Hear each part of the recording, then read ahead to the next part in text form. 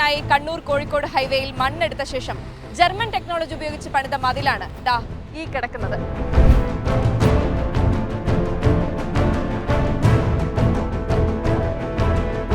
പെയിന്ററായ ദേവരാജന്റെ വീടിരിക്കുന്നത് റോഡിൽ നിന്നും ഏതാണ്ട് 50 അടി ഉയരത്തിലാണ്.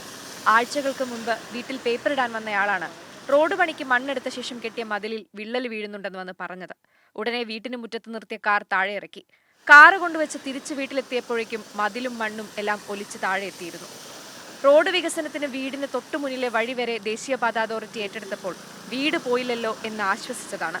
പക്ഷെ അതിലും വലിയ സങ്കടത്തിലായി ഇപ്പോൾ. വഴി ഇല്ല, അങ്ങോട്ടേക്ക് റോഡ് തീരെ കട്ടായിപ്പോയി.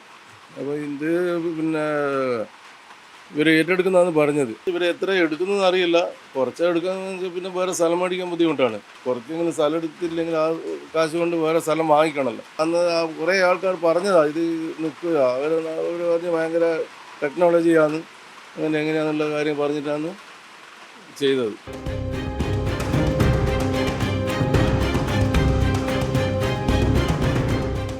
കേരളത്തിലെ കാലാവസ്ഥയോ ഭൂപ്രകൃതിയോ പരിഗണിക്കാതെ ജർമ്മൻ ടെക്നോളജി പ്രയോഗിച്ചതാണ് ദേവരാജന്റേതുൾപ്പെടെ 10-ലധികം കുടുംബങ്ങളെ ഇപ്പോൾ ഭീതിയിലാക്കിയിരിക്കുന്നത് എന്നാണ് നാട്ടുകാരുടെ പരാതി.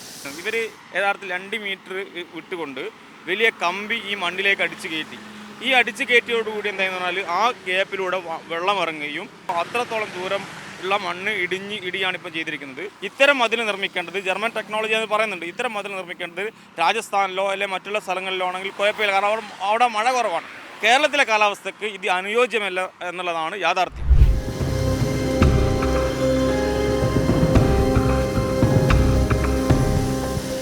പതിനഞ്ച് വർഷം മുമ്പ് കണ്ണൂർ-കോഴിക്കോട് ഹൈവേ നിർമ്മിക്കുന്ന കാലത്ത് ഇതേ രീതിയിൽ മണ്ണെടുത്തിരുന്നെങ്കിലും ശാസ്ത്രീയമായി മതിൽ കെട്ടിയതുകൊണ്ട് അന്നൊന്നും ഇങ്ങനെ മണ്ണിടിഞ്ഞിരുന്നില്ല എന്ന് നാരായണി അമ്മയുടെ ഓർമ്മ.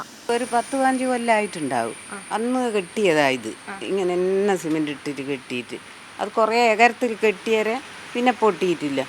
പിന്നെ ഇപ്പം അടുത്ത് ഒരു പൊട്ടൽ വീഴും, അത് ചെറിയൊരു പൊട്ടലാണ്. അതിലോടി ലോറിയും ചെറിയ ലോറി വരും, കാറ് വരും, എല്ലാ വാഹനവും വരുന്നതാണ്. ഒന്നും പറ്റിയിട്ടില്ല. മുക്കാളിയിലെ മതിലിടിഞ്ഞതോടെ ഇത്തരം മതിലുകളുടെ ആകെ സുരക്ഷ ആശങ്കയായിരിക്കുകയാണ്. ഇപ്പോഴുള്ളവ പൊളിച്ചു മാറ്റി ശാസ്ത്രീയമായ രീതിയിൽ പുതിയത് പണിയണമെന്നാണ് നാട്ടുകാരുടെ ആവശ്യം. മണ്ണിടിയാൻ സാധ്യതയുള്ള വീടുകളും സ്ഥലവും കൂടി ഏറ്റെടുത്ത് ഉചിതമായ നഷ്ടപരിഹാരം നൽകണമെന്നാവശ്യപ്പെട്ട് സർക്കാരിന് നിവേദനം നൽകിയിട്ടുമുണ്ട്. രാജസ്ഥാൻ ആസ്ഥാനമാക്കി പ്രവർത്തിക്കുന്ന വാഗാഡ് എന്ന കമ്പനിയാണ് അഴിയൂർ മുതൽ വെങ്ങളം വരെയുള്ള റോഡ് നിർമ്മാണത്തിന്റെ കരാർ ഏറ്റെടുത്തിരിക്കുന്നത്. 971 കോടിയുടെ പദ്ധതിയാണിത്. മണ്ണിടിയുന്നത് മാത്രമല്ല, അശാസ്ത്രീയമായ നിർമ്മാണത്തിന്റെ വേറെയും ഉദാഹരണങ്ങൾ കാണാം ഈ വഴിയിൽ. കോൺട്രാക്റ്റുകൾ സബ് കോൺട്രാക്റ്റുകൾക്ക് വഴിമാറുമ്പോൾ യാതൊരുവിധ പഠനമോ ആസൂത്രണമോ ഇല്ലാത്ത ഇത്തരം നിർമ്മാണ പ്രവർത്തനങ്ങൾ ആവർത്തിച്ചുകൊണ്ടേയിരിക്കും. വലയുന്നത് ജനങ്ങളാണ്.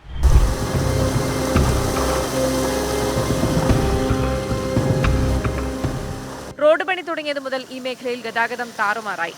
മെയിൻ റോഡ് ബ്ലോക്ക് ചെയ്ത് പണി തുടങ്ങിയപ്പോൾ വാഹനങ്ങൾക്ക് പോകാനുള്ള സർവീസ് റോഡുകൾ ഉണ്ടാക്കിയത് കോൺക്രീറ്റ് സ്ലാബുകൾ അടുക്കി വെച്ചായിരുന്നു. വലിയ വാഹനങ്ങൾ പലതവണ സ്ലാബ് പൊട്ടി കുഴിയിൽ വീണു. കനത്ത മഴയിൽ പല മൺവഴികളും കുളങ്ങളായി. അപകടങ്ങൾ പതിവായി. ചുരുക്കി പറഞ്ഞാൽ 4 വരിപ്പാത വരുന്നതിന് വേണ്ടി 1-2 വർഷം ഈ കുളത്തിലൂടെ യാത്ര ചെയ്ത് നടുവൊടിഞ്ഞാലും സഹിക്കണമെന്നാണ് ദേശീയപാത അതോറിറ്റിയുടെയും കരാറുകാരുടെയും നിലപാട്.